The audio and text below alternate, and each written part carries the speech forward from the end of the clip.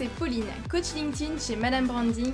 Bienvenue sur le podcast Bien dans mon business, votre dose hebdomadaire de joie, d'énergie et de bonne humeur, où chaque semaine, je vous livre les clés pour booster votre énergie et votre entreprise.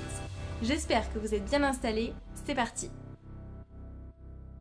Bonjour à tous et à toutes, j'espère que vous allez bien et que vous allez bien démarrer votre semaine. En tout cas, si vous démarrez votre semaine avec ce petit podcast, j'en suis ravie. Très belle semaine à vous. Moi, je suis un petit peu enrouée, donc j'espère que ça s'entendra pas trop au niveau du podcast, sinon j'en suis désolée. Aujourd'hui, du coup, dans ce podcast, j'accueille Mélanie Bigot qui va nous parler de création de contenu et d'inbound marketing ou comment créer une communauté engagée sur LinkedIn. Cette interview a eu lieu en live sur LinkedIn, donc si vous ne me suivez pas encore sur LinkedIn, je vous invite à le faire pour regarder du coup le prochain live. J'ai adoré faire cette interview avec Mélanie, on a vu plein de choses. Et vous verrez si aujourd'hui vous avez vraiment envie de devenir plus visible, de créer une vraie communauté autour de votre personne et du coup de tout simplement décoller sur LinkedIn avec vos posts. C'est le podcast à écouter. De vraies pépites, vous allez voir. Avant de démarrer, comme à chaque fois, je vous ai prévu une petite citation pour démarrer ce podcast. Alors, c'est une citation que j'ai prise, j'allais dire de moi, mais non, elle vient pas de moi cette citation, mais j'ai un petit carnet en fait sur mon bureau avec 365 citations, donc tous les jours en fait j'en ai une nouvelle, et celle que j'ai lue ce matin, je trouvais qu'elle reflétait énormément en fait l'esprit de ce podcast de manière générale, et surtout de cet épisode-là où on parle de création de contenu, où il faut souvent qu'on sorte de sa zone de confort. Et du coup, je me suis dit que j'allais vous donner cette citation-là, qui va sans doute beaucoup vous parler. La citation, elle dit « Ce n'est qu'une fois que vous êtes sorti de votre zone de confort, que vous commencez à changer, à grandir et à vous transformer. » Je vous la répète, ce n'est qu'une fois que vous êtes sorti de votre zone de confort, que vous commencez à changer, à grandir et à vous transformer. C'est une citation de Roy T. Bennett, et je trouve qu'elle reflète énormément l'état d'esprit qu'on doit avoir quand on est en business, quand on est dans l'entrepreneuriat et qu'on est indépendant, tout simplement, qu'on crée un business. Mais surtout, c'est vraiment l'état d'esprit qu'on doit avoir également quand on se lance dans la création de contenu, parce que très souvent, quand vous allez vous lancer dans la création de contenu, vous n'allez pas forcément être à l'aise au début, puisque en règle générale, ce n'est pas à la base votre expertise, qu'on soit d'accord. Et donc du coup, vous allez devoir sortir de votre zone de confort. Mais étant passé par là, je vous assure que vous pouvez être surtout très surpris et que par après, vous pouvez surtout apprendre à aimer ça. Et vraiment, c'est dans ces moments-là que vous grandissez le plus, que vous apprenez le plus. Donc je ne vais pas vous faire attendre plus longtemps. On est parti pour l'interview avec Mélanie.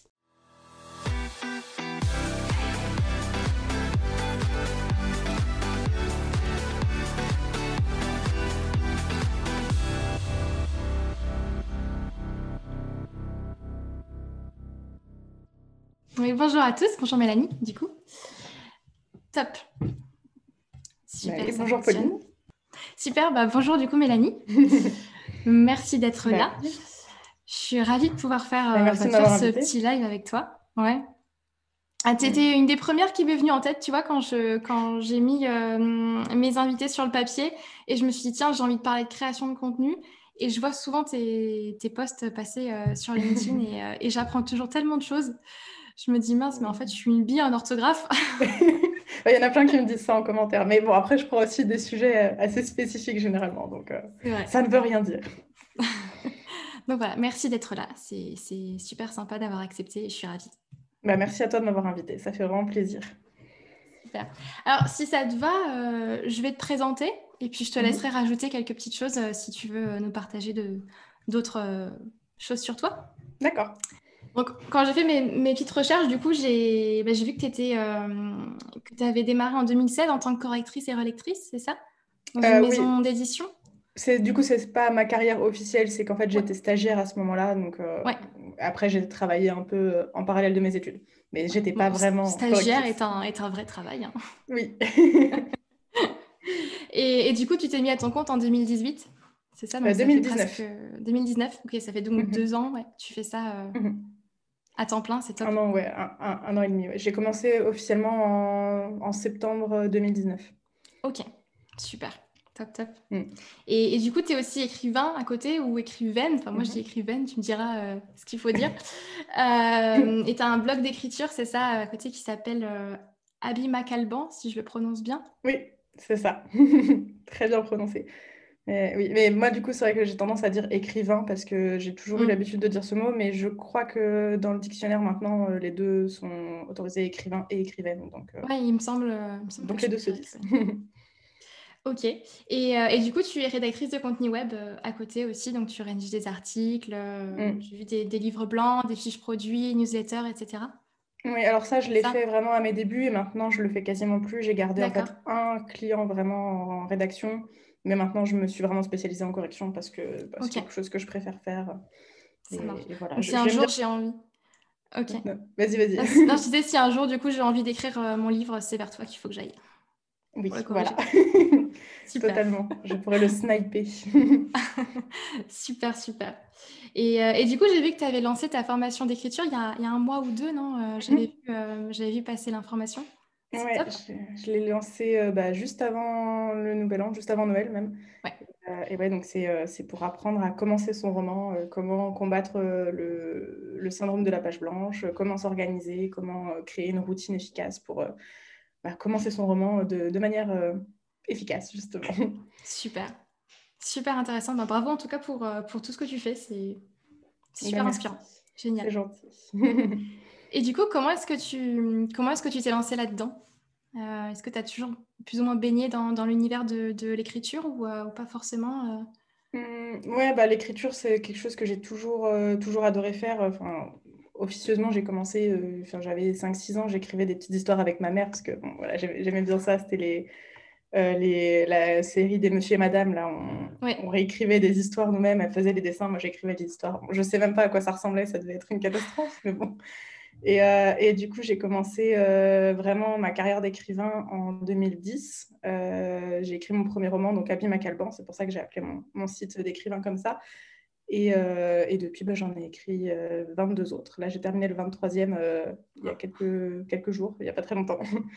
Oh, Donc voilà, enfin, l'écriture, c'est vraiment, vraiment ma passion. Vraiment, c'est toute ma vie, j'adore ça. Et j'aimerais pouvoir même m'y consacrer encore plus à l'avenir. Donc la formation est déjà un premier pas. hmm. C'est super impressionnant. Ouais. 22 livres, tu dis? 23 du Ouais. coup, en comptant le 23 du premier coup, ouais. aussi. Mm. Eh ben dis donc. Justement, c'est la preuve que ma routine matinale marche et donc la formation marche aussi. Parce Ouais. que ça fait un petit peu plus d'1 an que je fais une routine vraiment matinale tous les jours. J'écris dès le saut du lit pendant une demi-heure et vraiment je fais rien d'autre, je vais pas sur Internet, je déjeune pas tout de suite, je déjeune après et pendant 30 minutes c'est vraiment de l'écriture pure et dure et ça m'a beaucoup aidé à avancer et à être beaucoup plus efficace qu'avant. Top. Ouais, c'est vrai que les routines comme ça, en général, ça aide à aller beaucoup plus vite. Mm, mm. Ouais, Ouais, même ça pour aide tout, pas beaucoup. que pour Hmm. l'écriture, enfin, Ouais. pour tout ce qui est artistique et aussi pour quand on lance une entreprise, ça peut être vraiment bien d'avoir Hmm. une routine Quand on est sur vraiment LinkedIn, tu vois, exactement avoir une pour la routine, création de contenu. ouais, tout à fait. Ouais. Mm, Ok. mm. Et alors, moi, j'ai une première question pour toi. Euh, pour quelqu'un, quand on se lance totalement dans la stratégie de contenu, Mhm. par quoi on commence? Quand quelqu'un veut créer du contenu, tu vois, moi, je suis passée par là aussi. Quand on ne sait pas forcément écrire, on n'a pas forcément cette fibre-là, mais qu'on se dit, voilà, on doit créer du contenu, on a envie de créer du contenu. Par quoi Mhm. est-ce qu'on commence? Déjà, je pense qu'il faut savoir à peu près ce qu'on va dire, arriver à trouver son domaine, parce que on ne peut pas parler vraiment de 15 000 sujets différents. Enfin, là, je prends par exemple l'exemple de LinkedIn. Moi, j'ai préféré vraiment me spécialiser dans l'orthographe sur LinkedIn et garder les sujets d'écriture littéraire plutôt pour ma newsletter et ma page Facebook parce que j'avais pas envie de m'éparpiller et de parler de plusieurs sujets, même si la correction et l'écriture littéraire sont quand même assez proches, mais j'avais pas envie que les gens soient perdus. Donc vraiment se spécialiser dans un, voire deux domaines vraiment spécifiques et ne pas partir dans tous les sens. Donc ça, je pense que c'est vraiment le premier point, savoir ce qu'on va transmettre vraiment à ses lecteurs, savoir ce qu'on va leur apprendre, ce qu'on va leur donner, parce que quand on crée du contenu, c'est pas pour raconter juste sa vie, c'est pour donner quelque chose. Enfin, ça, je le dis vraiment Ouais. souvent quand je suis en live, il faut vraiment donner quelque chose. Il faut parler à sa cible, il faut lui parler d'elle-même et être généreux, Mm. vraiment, de donner quelque chose, transmettre quelque chose. Donc ça, je pense que c'est très, très important. Et après, bah, je sais pas, je pense que quand on a vraiment trouvé son domaine, bon, généralement en rapport avec les services qu'on vend, par exemple, moi, je suis correctrice, donc Mm. l'orthographe, ça me paraissait quand même assez évident C'est logique.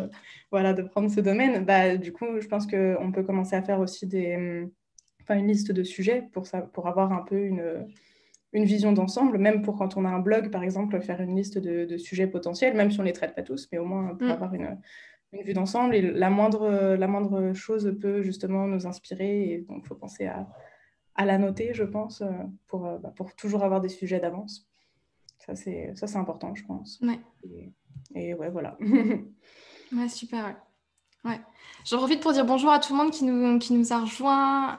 Il y a des petits commentaires, là je vois.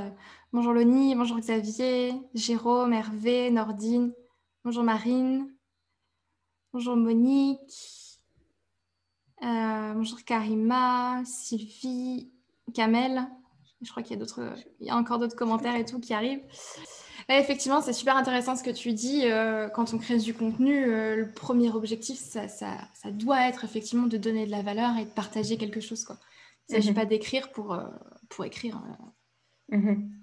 Bah oui, je vois trop souvent quelque des chose. posts de gens qui viennent juste pour raconter leur vie, raconter leur parcours, Ouais. mais il y a pas de message derrière en fait. Ça peut être bien justement de raconter sa vie, il y a une leçon derrière, dire bah voilà, il m'est arrivé telle chose aujourd'hui, voilà comment je m'en suis sortie. Justement, j'avais un post qui avait très bien marché, c'était mon premier buzz, où j'avais parlé justement d'un truc qui m'était arrivé, c'était quelqu'un qui était venu me demander une correction gratuite et ça m'avait indigné. Et je racontais comment ça s'était passé, mais je donnais aussi des conseils aux gens. Bah, voilà comment réagir dans ce cas-là, voilà comment moi j'ai réagi, et ça a plutôt bien marché parce que la personne n'a pas insisté. Il faut vraiment donner des conseils, donner Ouais, c'est quelque ça. chose. C'est ça. Et justement, tu parles de ton premier buzz. Combien de temps ça a pris avant que ça prenne vraiment et que tu aies vraiment de l'engagement sous tes posts et des personnes qui te suivent au final, au fur et à mesure de Mm. tes posts? Bah, je ne sais plus exactement. Là, je ne suis pas retournée voir les dates, mais alors j'avais commencé à poster en septembre, mais c'était vraiment pas régulier. Enfin, je crois que je postais mes articles de blog en fait, et je les Mm. partageais juste en fait, mais il y avait pas de post avec rien du tout. J'avais pas encore défini ce que j'allais raconter. Et après, j'ai commencé à faire des petits posts un peu où je parlais vraiment vie de freelance, Mm. télétravail, des trucs comme ça, Ouais. assez bateau pour commencer. Et après, ouais, j'ai fait mon premier post sur l'orthographe, ça devait être vraiment en octobre et il a vraiment pas marché. C'était sur la différence entre stipuler et disposer. Et c'était pas. Ah ouais, j'ai eu quelques commentaires, mais vraiment pas énormes. Et vraiment, j'ai commencé à avoir un petit peu d'audience, mais c'était vraiment gentil. Et là où j'ai vraiment explosé d'un seul coup, mais vraiment, je ne sais pas ce qui s'est passé, ça a été ce post justement sur la correction gratuite. Et il me semble que c'était peut-être en fin novembre, début décembre, ou peut-être un peu plus tard Ok. en fait. Je sais plus exactement, mais c'était dans ces eaux-là. Et d'un seul coup, je ne sais pas ce qui s'est passé, ça a explosé. Je me suis retrouvée avec, je crois, 100 000 vues. Mais qu'est-ce qui s'est Oui. passé? Je ne comprenais pas du tout. Et j'ai passé 2 jours entiers à répondre à tous les commentaires. C'était tout nouveau pour moi. Je réalisais pas. Et donc, c'est C'est à peu près dans ces impressionnant. eaux-là. Ouais, Mhm. donc au final, en 2-3 mois, ça a bien décollé pour toi. Mhm. Ouais. Et il Top. me semble bien que ça doit être à peu près dans cette période-là. Et après, bah, ça a continué. Enfin, j'avais pas 100 000 vues à chaque poste, mais j'ai commencé à avoir de plus en plus de gens qui m'ont suivi. Et puis après, j'ai enlevé le bouton pour qu'on puisse m'ajouter. Et maintenant, les Mm. gens s'abonnent et donc le chiffre grimpe beaucoup plus parce que je crois on peut pas avoir il y a un nombre limite pour les De personnes qui connexion. peuvent avoir. Ouais, voilà. Ouais, je crois que c'est Alors que, 30 000. il Mm. me semble, alors que les abonnés, il y a pas de limite. Ouais, Donc, c'était plus intéressant. Donc, je pense que c'est bien de faire ça quand on commence à avoir un petit peu plus de visibilité. ouais, c'est vrai. Ok. Mm. Et du coup, justement, comment est-ce que tu expliques ça? Est-ce que je sais pas, est-ce que tu as mis quelque chose en place de particulier ou c'est vraiment ce poste-là qui a tout changé, le fait que tu parles d'une histoire personnelle? Bah, je pense que ce post-là a vraiment, vraiment marqué un tournant. C'est vraiment ça qui a donné de la visibilité parce que la première phrase était volontairement provocante. Enfin, c'était une citation du coup de Mmh. la personne, j'ai un service à te demander. Et je pense que tout le monde, enfin même les gens qui sont pas correcteurs, hein, vraiment tout le monde a déjà dû vivre cette situation. Enfin, on le dit souvent, les freelances, on leur propose de les payer en visibilité, Ouais. des trucs comme ça. Donc je pense qu'il y a vraiment beaucoup, beaucoup de gens qui se sont reconnus dans ce post. Enfin, ça leur a donné envie de commenter. Et je crois que ça doit être un des premiers posts où j'ai posé une question à la fin, quelque chose du genre, vous, est-ce que ça vous est déjà arrivé? Donc les Mmh. gens ont été encouragés à commenter, à raconter un peu leurs expériences. D'ailleurs, je me rappelle, il y avait plein, plein d'histoires. C'était super cool. Mais je pense que c'est à partir de là que je me suis dit, bon, si je veux que les gens y commentent, il faut aussi que je les implique. Donc déjà, bah, écrire un post qui leur parle, mais en plus leur poser une question pour leur donner envie de participer, vraiment. Et vous, qu'est-ce que vous faites dans cette situation? Et vous, avez-vous déjà vécu cette situation? Enfin, vraiment, c'est là où j'ai commencé vraiment à réaliser qu'il fallait vraiment se connecter à 100% avec son public. Et bah, j'ai continué et bah, visiblement, ça a bien marché. Ouais, super et c'est super intéressant ce que tu dis parce que c'est vrai qu'un post, sans question ou sans appel, à l'action, ben, va avoir effectivement Mhm. beaucoup moins de commentaires, beaucoup moins d'engagement et puis même moi quand je vois un post où il y a pas forcément de questions, bah, je sais pas forcément quoi commenter. Oui, Tu c'est vois? ça. Tu sais pas forcément quoi dire, à part, super, génial, Mhm. voilà. Ouais, Donc c'est effectivement, exactement ça. ouais, ajouter une question à la fin, c'est hyper important, ouais. Ouais, complètement. Bah, moi-même, enfin, quand je commente des posts, c'est très souvent des posts qui ont des questions, justement. Ou alors, ça C'est va être ça. quelque chose pour féliciter quelqu'un. Mais généralement, oui, ce qui m'encourage vraiment à commenter, c'est quand il y a une question. Parce que là, je me dis, bon, bah, mon avis l'intéresse visiblement. Donc, je me sens autorisée à commenter. Et j'ai pas envie de venir raconter ma vie et mes expériences s'il n'y a pas de questions. Ouais, exactement, ouais. Ouais, tout à Mhm. fait, ouais. Et du coup, quand tu rédiges tes posts aujourd'hui, par quoi est-ce que tu commences? Comment est-ce que tu les rédiges? Est-ce que tu as l'idée d'abord ou est-ce que c'est, tu vas travailler peut-être ta phrase d'accroche d'abord, ton objectif, je sais pas. Par quoi est-ce que tu commences? Bah déjà, j'ai une liste de sujets qui est très, très, très, très, très, très longue, que je remplis à chaque fois que j'ai des nouvelles idées, dès que je trouve des nouvelles choses. Les gens m'en donnent aussi beaucoup sur LinkedIn par message Ouais. ou par commentaire. Les questions qu'ils me posent, bah, je me dis autant en faire un post pour que tout le monde en profite. Mmh.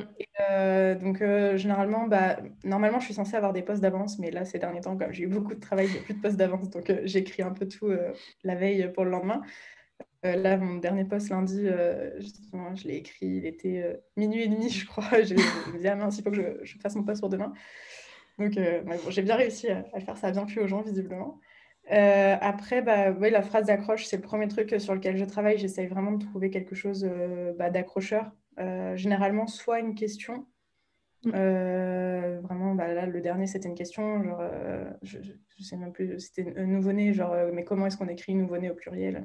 Enfin, voilà, vraiment poser la question, Ouais, comme ça, en ouais. plus, les gens voient la question et ils s'interrogent eux-mêmes, enfin, avant de lire la suite, bah, c'est vrai, qu'est-ce que c'est? Et d'ailleurs, c'est marrant parce que quand je commençais à faire ce genre de post, il y a des gens, ils disaient pas la suite du post et ils pensaient en fait que je posais vraiment la question, que je m'interrogeais. Et du coup, ils venaient m'expliquer en commentaire, genre, bah voilà, la règle, c'est ça. Du coup, ça me faisait beaucoup rire. Mais du coup, bah, c'est soit ça, soit plutôt une phrase un peu provocante, justement, avec volontairement une faute, ou des gens qui Mmh. m'accusent de faire des fautes quand c'est quelque chose d'un peu subtil. Et donc, vraiment, ça, c'est le truc que je travaille le plus. Et puis, bah, après voilà, je cherche différentes sources pour expliquer la règle et puis l'expliquer le plus clairement possible et essayer aussi de trouver un moyen mnémotechnique pour que ce soit plus facilement enfin, pour qu'on le retienne plus Ouais, facilement, voilà. ouais. Et voilà. Généralement, je mets une petite demi-heure à écrire un post, quelque chose comme ça. Enfin, vraiment, le Ouais, plus dur, c'est la phrase c'est bien. d'accroche. Mais Mmh. après, le reste, souvent, bah, j'ai des cours de français sous les yeux. C'est juste que je reformule, je trouve mes propres exemples, je cherche des petits conseils en plus. Mais c'est vraiment la phrase d'accroche le plus compliqué. Ouais, c'est ça, c'est le truc qui prend le plus de temps effectivement, Mm. Bah, c'est ce qu'il faut le plus soigner, enfin, pour n'importe ouais. quoi, même un article de blog, Oui, un commentaire de texte, un mémoire. Enfin, la phrase d'accroche, c'est le plus important, c'est ce qui va c'est ça. capter l'attention. Ouais, exactement, ouais, ouais. Et c'est vrai que tes posts, je trouve qu'ils sont bien, bien storytellés, en fait, parce que au final, la réponse à la question, tu l'as pas tout de suite, quoi. Tu l'as Mm. vraiment à la fin, tu es obligé de lire vraiment tout le post pour avoir la réponse. Et c'est vrai que même certaines fois, je me souviens quand je lis certains de tes posts, parfois, je suis obligée de relire, tu vois, pour me dire, ok, c'est vraiment ça, c'est que c'est comme ça qu'on l'écrit, c'est comme ça qu'on dit. Donc Bah, ouais, ça tant c'est mieux. bien. C'est Mm. top. Ah bah, je suis contente. Parce que enfin, c'est vrai que je vois des fois des posts passer où c'est vrai qu'il y a la question, enfin, pas forcément sur l'orthographe, mais les gens posent la question et me répondent tout de suite et ça donne pas envie de lire la suite en fait, parce que je me dis, bah, je vais rien apprendre de plus. C'est ça. Donc c'est Ouais, ça tout à aussi, fait. enfin, encore une fois, pour n'importe quel contenu, enfin, je sais pas, oui, même une vidéo YouTube, un article, bah, c'est important de maintenir le lecteur ou le spectateur en haleine, vraiment, ou un roman aussi. Mm. Faut pas tout dévoiler tout de suite, justement. Il faut faire ça Oui. progressivement. Oui, dans un roman, tu vas pas mettre la chute dès la première page, hein. Ben non, on va éviter. Enfin, ça peut Ouais. être un concept, mais bon, faut vraiment que ce soit original. C'est clair, c'est clair. Et est-ce que tu aurais justement des erreurs comme ça à ne pas faire dans les posts, à ne pas faire quand tu rédiges un Mm. post? Bah ça, du coup, déjà, ne pas tout dévoiler tout de suite. Bah, la phrase d'accroche, justement, doit être soignée. Et justement, il y a trop souvent des gens qui vont commencer par enfin, ouais, un truc un peu bateau, genre bonjour, j'espère que vous allez bien, je vous souhaite une bonne année, et après qui entament leur poste. Mais en fait, Ouais. les gens, ils n'ont pas envie de lire ça. Je pense qu'il faut vraiment commencer euh, vraiment tout de suite dans l'action. En fait, c'est ce que j'essaie de faire aussi beaucoup avec mes newsletters. Mm. Bon, bien sûr, vu que c'est un mail, je commence toujours par bonjour, mais Oui. j'essaie de commencer tout de suite. Je ne vais pas commencer à blablater en disant bah, alors voilà ce que je fais en ce moment dans ma vie. Non, non, je commence tout de suite dans l'action en expliquant ce que. Enfin, j'annonce tout de suite la couleur. Bah, aujourd'hui, on va parler de ça avec une phrase provocante généralement ou une question. Enfin, c'est vraiment mes deux modèles que j'aime bien utiliser. Donc Mm. vraiment, surtout sur LinkedIn où le format est très court, il faut vraiment pas blablater en fait.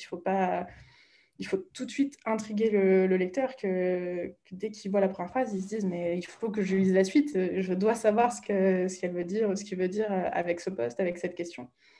Donc il faut vraiment ouais, arriver à travailler le suspense en fait. C'est le plus important pour n'importe quel contenu.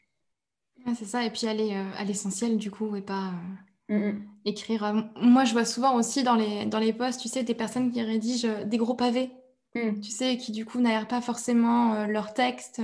oui. Ça aussi, c'est compliqué, ça donne pas forcément envie de lire. Mm. Et Ah, un moi, je post, sais c'est que pas, c'est pas un message quoi que t'écris, c'est ça, mais les c'est pavés, différent. moi, je lis pas du tout. Mais même un message qu'on m'envoie où c'est un gros bloc, j'avoue que je vais avoir la flemme de lire. J'aime bien Mm.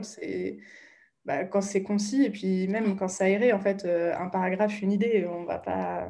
Vraiment, le Mm. gros bloc comme ça, c'est... Ouais, Fou. Ça donne pas du tout envie de se lancer dedans. c'est clair. Et du coup, pour toi, quel est l'indicateur qui te permet de te dire, OK, ce post, il a bien marché? Tu vois, pour toi, c'est quoi ton indicateur de réussite d'un post? Est-ce que ça va être le nombre de vues, le nombre de commentaires? Comment est-ce que tu juges ça? Bah, déjà, ouais, peut-être quand même le nombre de vues un petit peu, même si ça veut pas dire grand-chose, Ouais. mais bon, enfin, oui, maintenant j'ai à peu près une moyenne de nombre de vues selon mes posts, et donc si je suis un peu trop en dessous, je me dis, bon, là, il a marchouillé ce post. Mais après, beaucoup l'engagement quand même, c'est ce que je regarde le plus, le nombre de commentaires, voir le nombre de réactions que mon post a suscité.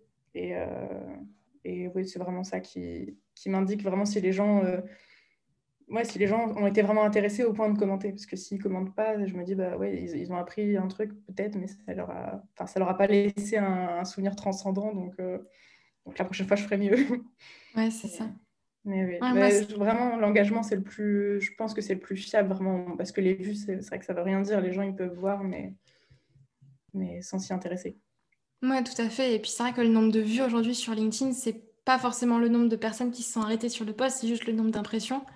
Donc Mhm. c'est vrai que le nombre de vues en soi, bon, c'est vrai que si plus il est élevé, mieux c'est effectivement, mais t'as raison, effectivement, les commentaires, Mhm.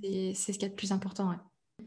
Et moi, j'ai pour habitude aussi de dire, tu vois, que que souvent nos clients sont des fantômes, que c'est pas forcément les personnes qui vont commenter qui Mhm. vont devenir effectivement des clients derrière. Et en général, les personnes qui finissent par travailler avec toi, c'est pas forcément du coup les personnes qui commentent régulièrement Mhm. aussi tes posts. Est-ce que Mais carrément. t'as remarqué ça aussi sur ta création de contenu? Oui, c'est vrai. Enfin, j'ai quelques clients qui commentent, mais c'est vrai que c'est plus rare généralement. Ils vont plutôt me contacter soit par message privé, soit par mail pour me dire, bah voilà, j'ai vu vos posts et ça m'a Mm. intéressé, mais ils vont pas commenter. Ça va pas être des Ouais. abonnés réguliers, on va dire. Et c'est Ouais, je vrai, trouve ouais, ça enfin, étonnant. j'avais pas fait attention, mais c'est vrai en fait. Ouais, je trouve ça étonnant. Enfin, ça m'avait perturbée la première Mm. fois que j'avais compris ça, effectivement. Ouais, c'est vrai. Ouais, c'est curieux. Ça, j'avoue, je saurais pas trop l'expliquer. Moi non plus. Ouais. Ouais. Et du coup, bon, tu m'as dit qu'en ce moment, tu as un peu de mal à rédiger tes posts en avance, mais souvent, la grande peur des gens avec qui j'échange, c'est la création de contenu, ça va me prendre du temps. Tu vois, Mhm. ça va me prendre beaucoup de temps, j'ai pas le temps forcément, j'ai beaucoup de travail à côté, etc. Et du coup, ils osent pas forcément se lancer, tu vois, dans leur premier poste et dans leur Mhm. stratégie de création de contenu.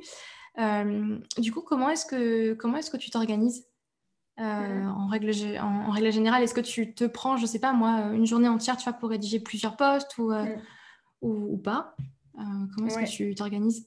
Bah oui, je prends une journée justement parce que bah, c'est vrai, en fait, la stratégie de contenu, ça prend du temps de toute façon. Et même, il faut aussi être patient pour avoir les résultats. On ne les a pas tout de suite. Enfin, moi, c'est vrai que je les ai eus Mm. vraiment, vraiment assez vite, mais bon, ça a quand même mis 2-3 mois. Et pendant 2-3 mois, j'avais rien. Et il y en a, ça va prendre plus de temps. Mais généralement, si on est assidu, qu'on propose vraiment du contenu de qualité, bien travaillé, qu'on montre notre expertise, bah, ça finit quand même toujours par payer. Mais après, oui, non, bah, ça prend du temps. Donc, je pense que c'est bien de s'organiser. Là, du coup, je fais un peu au jour le jour parce que j'ai vraiment beaucoup, beaucoup de travail en ce moment. Mais d'habitude, dans une semaine, bah, tous les lundis, je garde vraiment ça pour ma stratégie de contenu à moi. J'écris mes posts, j'écris mes articles. Avant, je travaillais sur la formation aussi. Donc, là, ça va m'enlever déjà ça, même si après, je travaillerai peut-être sur d'autres formations.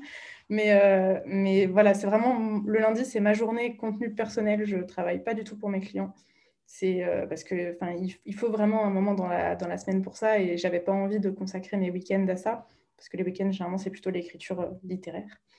Donc, je pense que, bon, après, pas forcément une journée par semaine, parce que tout le monde n'a pas cette possibilité, mais peut-être même une journée par mois où on Mm. décide vraiment de faire toute sa stratégie à l'avance. Bah là, je vais faire tant de posts, je vais faire tant d'articles.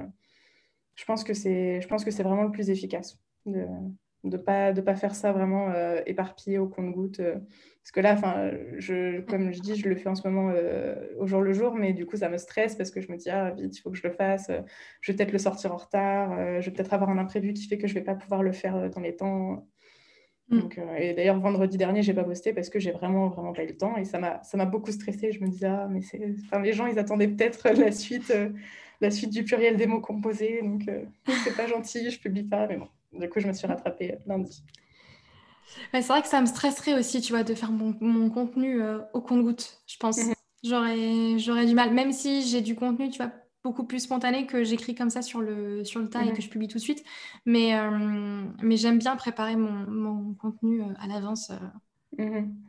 Mais tu as C'est- une journée, toi aussi, Oui, alors pour c'est faire ça? marrant ce que tu me dis parce que ce que je faisais avant, c'est que je me prenais une journée par mois et du coup, je créais tout mon Mhm, contenu pour le mois du coup à venir, pour les 4 semaines. Et je me prenais donc une journée entière. Et aujourd'hui, ce que je fais, c'est que je me prends justement le lundi aussi, comme toi. Je me mhm, prends vraiment toute la journée du lundi et je crée tout mon contenu. mhm, Parce que c'est vrai qu'aujourd'hui, j'ai plus que les posts sur LinkedIn, j'ai mon podcast, j'ai ma chaîne YouTube, etc. Mes newsletters, mhm. donc du coup, ça me prend plus de temps.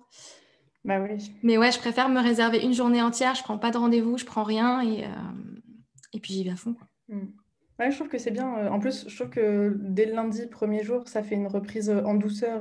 C'est Oui, du travail, mais il y a moins la pression de travailler pour un client. Donc ça remet plus facilement le pied à l'étrier pour commencer la semaine. Et c'est pour ça que j'aime bien le lundi. Ouais, c'est ça. Moi, c'est pareil. Je me suis dit: «Le lundi, c'est mieux. Je commence la semaine en douceur», Mhm. c'est plutôt que par un rendez-vous tout de suite, à 9 heures, tu vois? C'est mieux.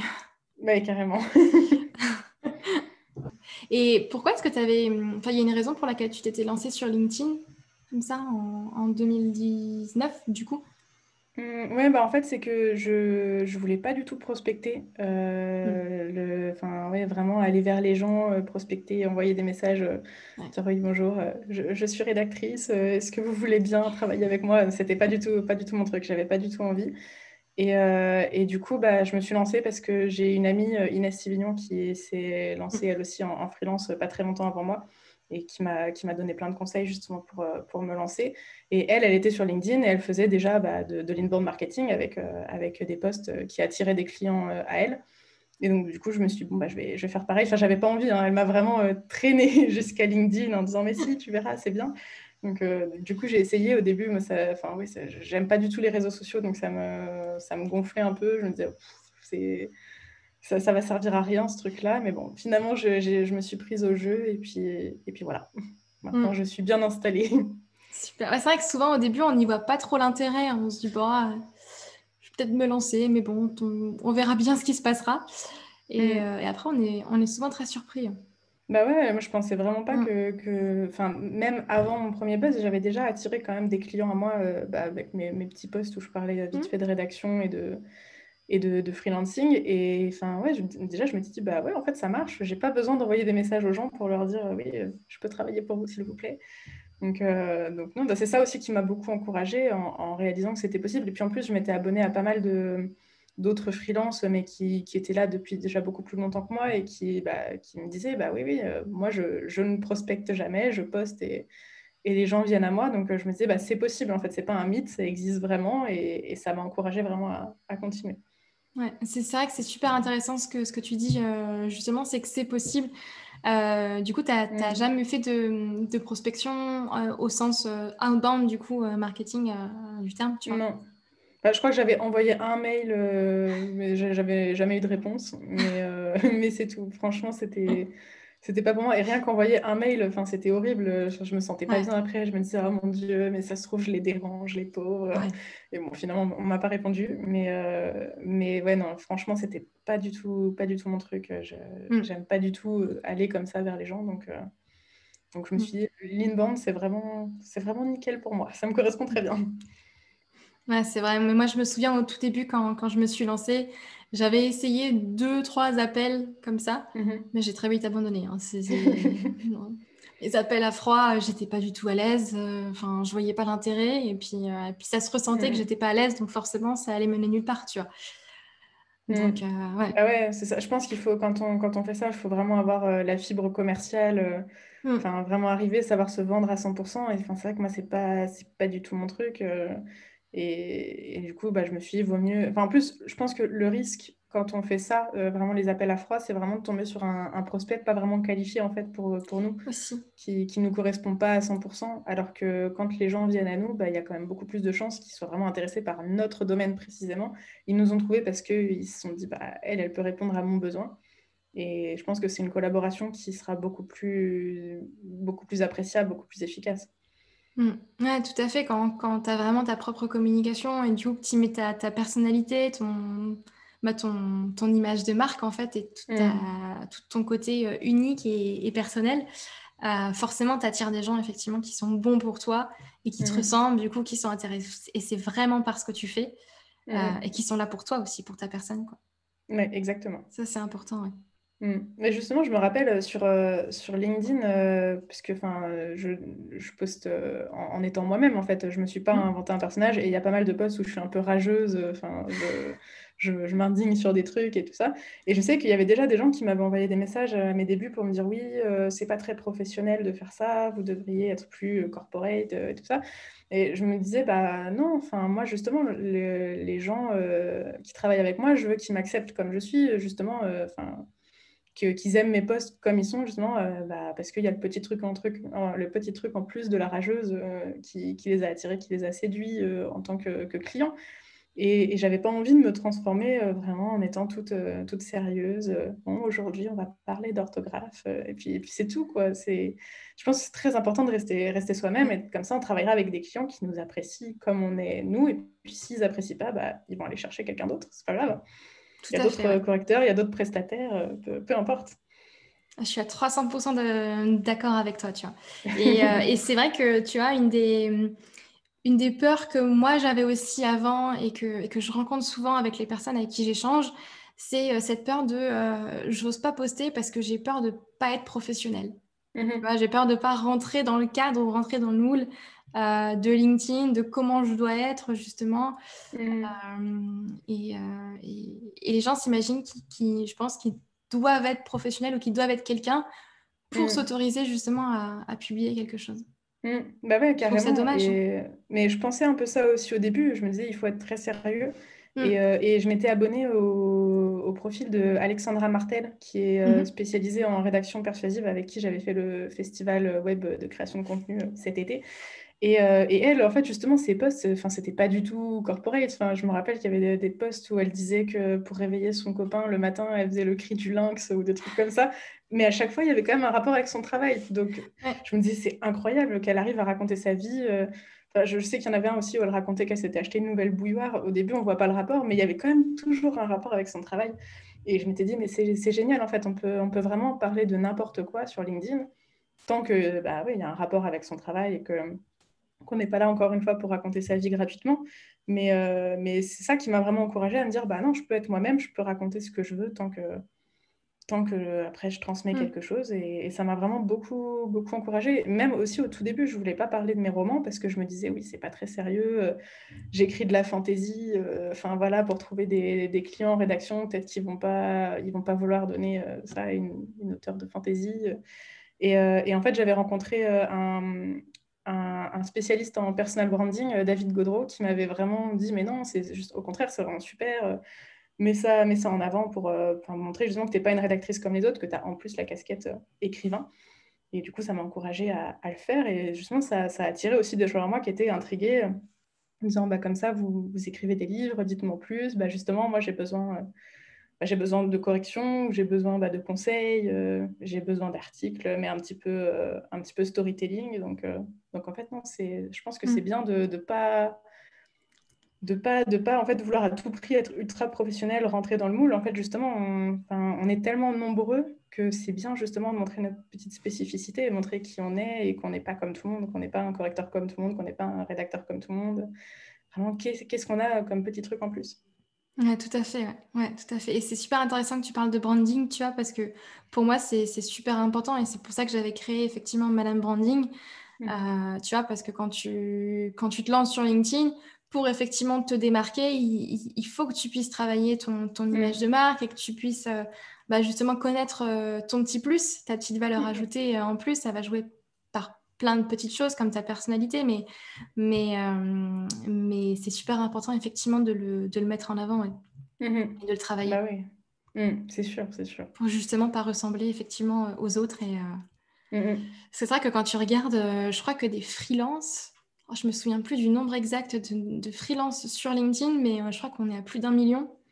Ah oui, Ouais, quand il me semble qu'on même. est à plus d'1 million et enfin, je trouve ça énorme du coup. Ouais. C'est Ouais. impressionnant.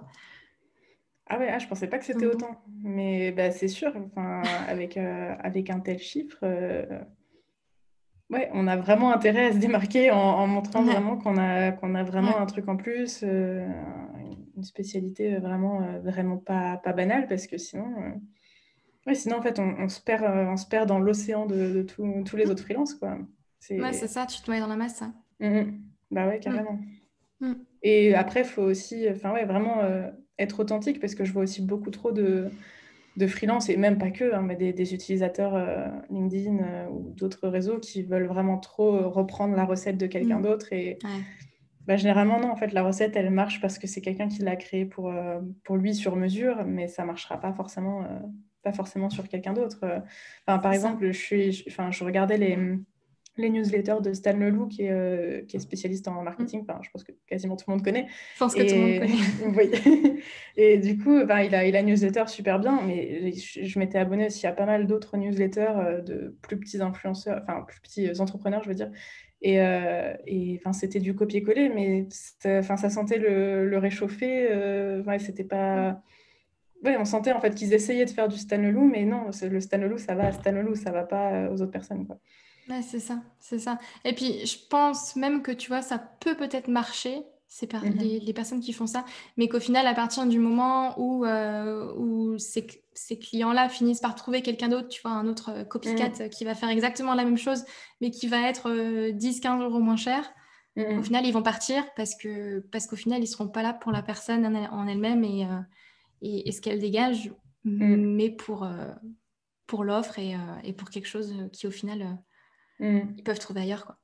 Bah ouais, exactement. Ouais. Ouais, il faut arriver à fidéliser enfin, pour sa propre personne aussi, et pas que juste, bah oui, je vends tel service, parce que ça, effectivement, on peut le trouver n'importe où. Vraiment, bah, encore une fois, le petit truc en plus. Enfin, moi, je sais qu'il y a des gens, des fois, qui me contactent pour de la correction, et bah, là, en ce moment, enfin, mon planning est vraiment archi complet, donc je peux prendre personne. Mais il y en a qui me disent, ah bah non, mais je suis prêt à attendre plusieurs mois, c'est pas grave, je veux que ce soit vous Mm. qui corrigez. Donc, du coup, ça me fait super plaisir Ouais. à chaque fois, et je me dis, bah ouais, j'ai vraiment réussi enfin, leur faire apprécier ma personne professionnelle, parce que enfin, c'est ce Mm. que je montre sur LinkedIn, mais c'est quand même moi-même. Mm. Donc non, ça fait plaisir, ce genre de choses. Donc je me dis, mon personal branding est plutôt bien réussi, on va dire. Ouais, carrément. Ouais. Ouais.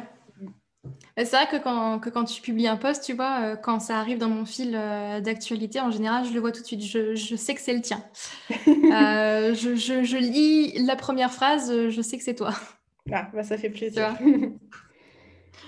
Oh, c'est top. Mm. Ouais, ça, donc une des clés, effectivement, pour avoir vraiment de l'engagement sur ces posts et avoir une Mm. communauté qui est engagée, c'est l'authenticité. Ouais. Mhm. Ah ouais, moi, c'est ce que je dis à chaque fois qu'on me demande des conseils, comment poster sur LinkedIn. Vraiment, le premier truc, authenticité. Soyez vous-même. Si vous êtes un rageux, soyez un rageux. Si vous êtes une petite guimauve, soyez une petite guimauve. Enfin, vraiment, il faut montrer qui on est vraiment au fond de Ouais. soi. Et ouais, c'est ça. Enfin, mais ça marche dans tous les aspects de la vie, hein. On veut se faire des amis, bah, faut être soi-même. Faut pas essayer de quelqu'un qu'on n'est pas, parce qu'au bout d'un moment, bah, on finit toujours par voir qu'il y a une entourloupe. C'est Ouais, toujours c'est comme ça. ça. C'est ça. C'est ça. Au final, comme je le dis souvent, sur LinkedIn, tu copies-colles juste ce que tu fais dans la vraie vie avec des relations humaines, avec des vraies personnes, et puis et ça marche. Ça sert à rien de chercher à être Mhm. quelqu'un d'autre ou de chercher à rentrer dans un moule, rechercher à rentrer dans une case parce que c'est un réseau social. Bah ouais, c'est exactement ça. Et puis il y en a hein, à qui ça va pas plaire. Moi, à chaque fois, là, j'en ai pas trop vu ces derniers temps, mais je me suis pris des fois des commentaires d'énormes rageux, plus rageux que moi, qui étaient vraiment, enfin, vraiment pas sympas, qui démontaient complètement mes posts. Mais c'est normal en fait, Oui, on peut pas plaire à tout le monde. ouais, Et je il pense faut qu'il pas faut essayer de plaire l'accepter. à tout le monde, parce que c'est ça. Et c'est quand on essaye vraiment de plaire à tout le monde que là, on devient complètement plat, complètement insignifiant. Non, Mm. il faut prendre position, en fait, vraiment. Et tant pis pour ceux qui sont pas contents, ils iront voir ailleurs. Ouais, c'est ça, c'est ça. Puis moi, j'avais entendu une phrase aussi qui m'a beaucoup marquée, c'est que aujourd'hui, en business, si t'as pas d'ennemis et si t'as pas de critiques, c'est que tu fais mal les choses. On C'est l'avait qu'il y a un dit problème aussi. quelque part, effectivement. Ouais, et c'est complètement vrai. C'est vraiment enfin, quand j'ai commencé à avoir mes premiers rageux, justement, enfin, il y en a plein qui me disaient, mais c'est bien, c'est le signe, justement, que tu vas dans la bonne C'est voie. positif. Voilà, c'est ça. Au début, je me laissais vraiment abattre. Maintenant, c'est vrai que je m'en fiche un peu, parce que souvent, c'est des critiques vraiment pas constructives. Mm. Mais ouais, donc si ça vous arrive, ne vous laissez pas abattre, Oui, c'est pas. vraiment pas dramatique. On survit. Faut le prendre positivement. Exactement. Et puis bon, des fois, dans le lot, il y a quand même des critiques constructives qui peuvent aider quand même Oui, à s'améliorer. Bon, c'est rare, oui. hein, mais ça arrive. Alors, quelqu'un qui demande pour le contenu, est-ce que vous faites un plan pour la semaine ou selon les demandes et besoins des followers, des abonnés? Hum, Alors, je sais pas si c'est par rapport à la régularité pour poster, ou si c'est Oui. pour le contenu en lui-même. Euh, moi déjà pour vraiment enfin, poster mes posts sur LinkedIn, j'ai toujours des jours vraiment attitrés. Je poste tous les lundis et les vendredis. Et là, exceptionnellement, du coup, mercredi pour annoncer le live. Avant, je faisais lundi, mercredi, vendredi, mais j'ai dû arrêter parce que 3 posts par semaine, c'était vraiment beaucoup. Et puis mes autres contenus, j'ai une newsletter par mois et un article sur chacun de mes blogs par mois. Donc j'ai 2 blogs. Et après, vraiment pour le contenu, généralement, j'ai quand même une liste de contenus à traiter en priorité. Là, je dois en avoir une quinzaine qu'il faut que je fasse en post pour les mois, enfin pour les semaines à venir. Mais si vraiment je vois un commentaire avec vraiment une question que je vais trouver très pertinente et me dire ah mais c'est vrai, ce sujet, je ne l'ai pas traité et c'est vrai que ça doit intéresser beaucoup de gens, je vais le faire passer en priorité si je suis inspirée. Mais après, je ne me mets pas de pression. Mais oui, ça m'est arrivé des fois de changer mes plans vraiment de ce que j'avais prévu de poster parce que d'un seul coup, j'ai eu une illumination en me disant mais ouais, ça colle tout à fait. Des fois aussi en réaction à quelque chose. Je sais qu'on m'avait réclamé par rapport au buzz, la question, elle est vite répondue.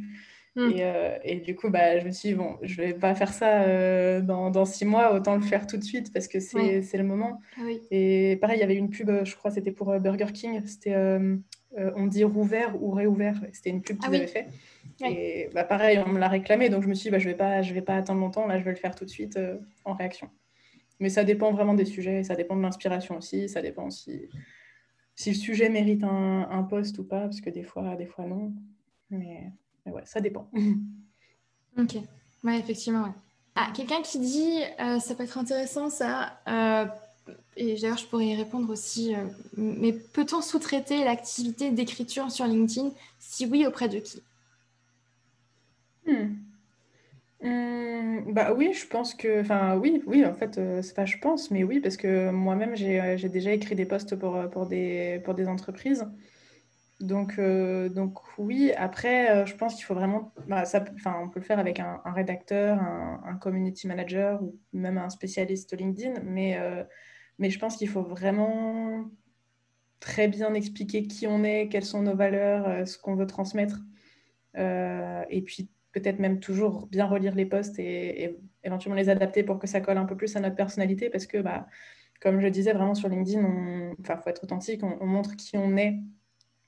Qu'on soit d'ailleurs avec notre profil personnel ou avec un profil entreprise, mais une entreprise a quand même toujours des valeurs, des valeurs qui lui sont propres. Donc ouais, je pense qu'il faut vraiment, c'est possible, hein, de toute façon, le rédacteur est là aussi ou même un community manager, ils sont là pour se mettre à la place de leurs clients, pour rentrer dans leur tête et puis écrire à leur place, écrire leurs sentiments, leurs émotions, leurs ambitions, etc. Donc oui, non, je pense que c'est tout à fait possible de sous-traiter à condition de trouver un bon prestataire. Ouais, je te rejoins beaucoup là-dessus. Moi, en général, tu vois, je le conseille pas forcément parce qu'effectivement, il y a ce risque-là justement de perdre ce petit plus que la personne pourrait rajouter dans ses posts que quelqu'un d'autre ne pourrait pas effectivement mettre. Donc, comme tu dis, il faut vraiment trouver la personne qui saura comprendre notre personnalité, notre positionnement et notre façon d'écrire, du coup, qui est très singulière au final. Ouais, c'est ça. Donc je pense que c'est pas là, il faut pas recruter vraiment le premier rédacteur venu sur le premier sur community LinkedIn. manager. Ouais, voilà, je pense qu'il faut vraiment, même appeler la personne. Je dis ça alors que moi-même, j'accepte aucun rendez-vous téléphonique parce que ça m'angoisse. Mais bon, il faut quand même appeler le prestataire, vraiment bien expliquer vraiment dans les moindres détails, en fait, qu'est-ce qu'on veut transmettre, pourquoi est-ce qu'on veut poster, parce que si on poste pour poster parce qu'il faut qu'il y ait du contenu, non, là, ça sert à rien. Il faut vraiment poster avec un but. Et oui, donc je pense que dans ce cas-là, vraiment, si on prend le temps vraiment de bien recruter, c'est possible de sous-traiter, mais à pas faire à l'arrache comme ça. Et d'ailleurs aussi, il faut pas, ça c'est en général, il faut pas se forcer non plus à trop poster parce qu'il faut poster. Là, par exemple, vendredi, j'ai pas posté parce que je pouvais vraiment pas et puis j'avais pas spécialement d'inspiration. Je me suis pas forcée parce que je me suis dit ça aurait pu aussi faire un post mauvais. Qui est pas forcément intéressant. Et même quand on n'a pas d'idée, vraiment, on n'a aucune idée de poste à faire, c'est pas grave. On peut sauter aussi un jour, une semaine. C'est pas dramatique. Les gens seront toujours là quand même quand on reviendra. Il vaut mieux bien réfléchir à un sujet vraiment intéressant et à ce qu'on va transmettre plutôt que de faire un truc complètement à l'arrache, justement. Et ouais, non, c'est complètement contre-productif et ça, je le conseille pas du tout. Ouais, tout à fait, ouais. Je suis d'accord, effectivement, ouais. Ouais, il vaut mieux prendre du temps et travailler ses posts plutôt que d'en faire Mm, mm. à la va-vite juste pour en faire, effectivement. Ouais. C'est ça, et puis autant faire juste un post par semaine plutôt que de se forcer à faire un post tous les jours. Oui. Ouais, un post On tous n'est les pas jours, obligé ce il n'y a serait pas de beaucoup. course vraiment à poster. Ouais, il y en a qui le font, je crois, c'est Christopher Piton, il faisait ça à ses débuts. Maintenant, Oui, il est passé à un carrousel par semaine. ouais. Mais au début, ouais, il faisait un post par jour et il me disait que c'était la pression aussi Ouais, de tu trouver des m'étonnes. sujets. Ouais, c'est clair. Déjà, moi, j'en fais 3 par semaine. Ça me prend déjà du temps. Tu vois, je consacre une journée quand même par semaine à ma création de contenu. Si je devais en faire tous les jours, Ah ouais, ça ouais, fait vraiment beaucoup, hein. ouais, c'est Non, ça. c'est vraiment trop. Tout à fait. Ouais. Gary qui dit tu es en mode mot composé ces derniers temps, ces dernières semaines. Oui. En fait, à la base, j'étais censée faire un seul post, mais quand j'ai commencé à l'écrire, je me suis dit, mais non, mais ça va jamais tenir, en fait, c'est pas possible. Et déjà, Mm. chaque post, à chaque fois que je les écris, parce que je les écris pas sur LinkedIn, je les écris sur un document à part, et quand je Ouais. les copie-colle, il y a toujours genre entre 300 et 600 signes en trop, donc je suis obligée vraiment de couper à fond, ça m'énerve.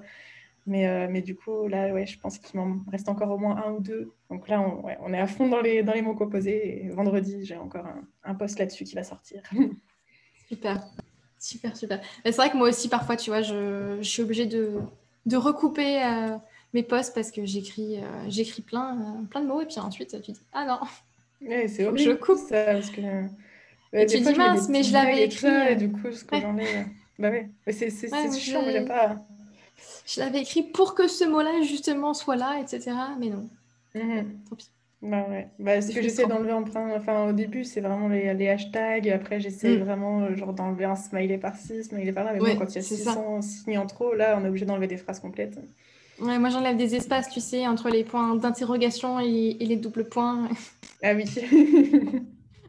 Bonne technique. Bah, il y en avait aussi qui étaient venus me reprocher d'utiliser des guillemets genre à l'anglaise, Oui, vraiment les guillemets toutes simples et pas les guillemets à la française, où il y a une espace avant le mot. ouais, Mais j'étais, ah bah oui, mais c'est justement pour gagner des signes que je fais ça. Je sais que c'est c'est pas ça. français, mais ça me fait économiser de la place. C'est ça. Super. Je conseille justement à tous les gens qui ont envie de poster sur LinkedIn ou même sur un autre réseau social de se lancer. Franchement, Ouais. faut pas avoir peur, ignorer les rageux. Il y en a toujours. Et justement, c'est bon signe quand il y en a. Et penser à la phrase d'accroche, c'est le plus important. Ouais, c'est ça. Je pense que tu as bien résumé. Phrase d'accroche et puis être authentique, du coup, rester soi-même Mhm. et ne pas avoir Exactement. peur, du coup, de pas être professionnel. Mais oui, on s'en fiche, je sais, ceux qui viennent Donc, pour voilà. dire ce n'est pas assez corporate, faut les ignorer, c'est pas grave. On est sur un réseau social, donc c'est justement plus léger que vraiment une ambiance de travail, enfin, un séminaire ou quelque chose comme ça. Vraiment, là, on peut un peu tout se permettre, justement. C'est l'idéal, un réseau social Mm. professionnel. On peut être soi-même, c'est cool. Ouais, voilà. C'est ça. Super. Super. Bah écoute, Mm. parfait. Je pense que tu as bien résumé tout ce qu'on s'est dit. Mhm. J'ai été ravie en tout cas de pouvoir échanger avec toi. C'est top. Bah ouais, moi aussi, merci beaucoup de m'avoir invité, c'est vraiment gentil. Et sinon, Mélanie, du coup, où est-ce qu'on peut te retrouver à part LinkedIn, du coup Ben, il y a mon blog donc d'écrivain abimacalban.com, il y a mon blog de correctrice mélanie-bigot.fr, Mélanie avec un Y, attention. Et, Oui. et sinon, il y a ma newsletter, il y a sur mon profil LinkedIn, il y a le lien pour s'abonner, c'est une newsletter mensuelle et littéraire, donc je donne des conseils d'écriture littéraire. Super. Parfait. Top. Bah écoute, du coup, on va s'arrêter là. Je te souhaite du coup une belle journée. Merci beaucoup pour tous les bons conseils que tu Ben nous as donnés. merci, bonne journée aussi. Et puis du coup, Ben, bah, avec je plaisir, te dis à très vite. Et merci puis, pour l'invitation. je lirai ton post vendredi, du coup. Belle journée. Ouais. Bye À bye. bientôt!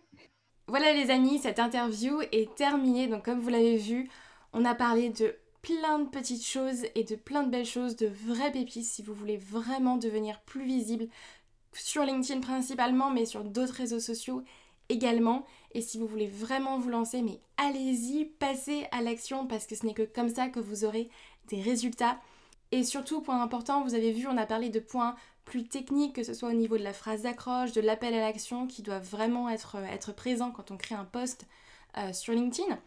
Par contre, pour moi, la clé vraiment et l'aspect le plus important quand on parle de création de contenu, comme l'a dit Mélanie, ça va être l'authenticité. C'est votre positionnement, c'est votre capacité à mettre votre personnalité, votre énergie, votre âme, en fait, tout votre cœur dans vos posts. Et ce n'est que comme ça que vous arriverez à attirer des personnes qui sont intéressées par vous et non par vos offres. Et c'est également comme ça que vous réussirez à créer une vraie communauté engagée autour de vous. Voilà, donc n'hésitez pas à vous abonner au podcast, ça aidera le podcast à se faire connaître et à me laisser également un petit commentaire sur Apple Podcast, j'adore vous lire et puis surtout je vous ferai une petite dédicace la semaine prochaine. Quant à moi, je vous souhaite une très très belle semaine et du coup je vous dis à lundi prochain. Bye bye.